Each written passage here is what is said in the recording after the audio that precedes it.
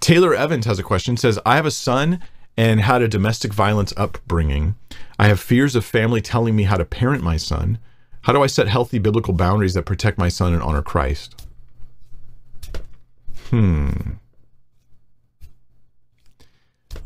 Taylor, I'm gonna just throw out some guesses here as I try to fill in the blanks a little bit on your story.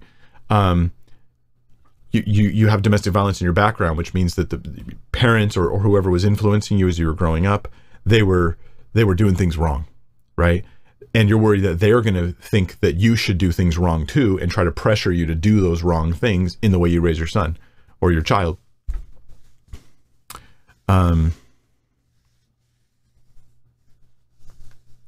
My counsel, like in a sense, pastoral kind of counsel would be some of the following things. Start learning, and I mean actually focus on this as a task, as a mission.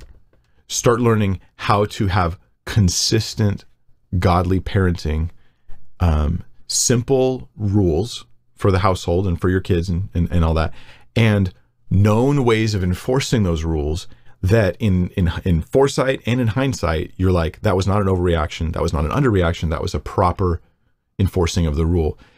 You might be tempted, and you'll be shocked to see this, but you may, if you're like, it's just speaking pastorally here and my own life experience as a human, you might be shocked that some of the same stuff you hated that was done to you, it becomes your go-to reaction when you're the one in charge.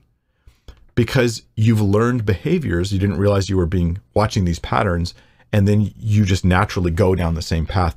So you can't go down the same path of this domestic violence of various kinds, where I'm going to be using verbal or emotional or physical abuse. But you also can't go down the passive path, where it's like, I will give my kid, here's the thing, I will give my kids the childhood that I wanted when I was a child. Because the childhood you wanted when you were a child was an unhealthy, self-indulgent, zero consequences, do whatever you want childhood. Everybody wants that because we're all selfish little nerds when you get down to it. And so you can't give your kid the childhood you wanted.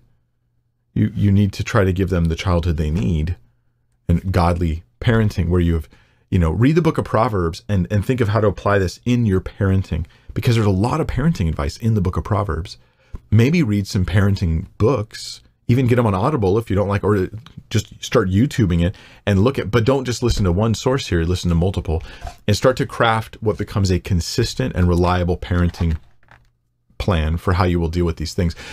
The reason why I say all this is because when you're really confident about like how you should parent, you don't become reactionary to the advice of others. You might weigh it, you might think about it, but you're not reactionary. Because you're not just parenting off your gut all the time.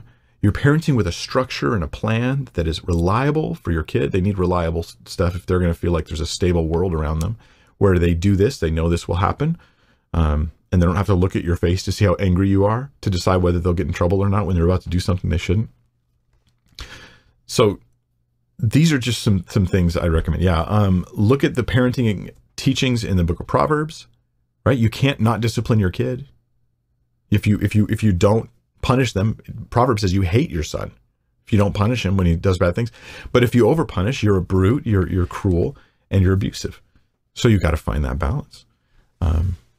Anyway, it's a tough thing. The last thing I'd say is involve yourself, if possible, in small group settings in church where you have other parents that are there, and you can talk to godly people, like where you're like, well, they seem like they got it together. And talk to them about the parenting issues you have and ask them what advice they have. That's another great thing to do.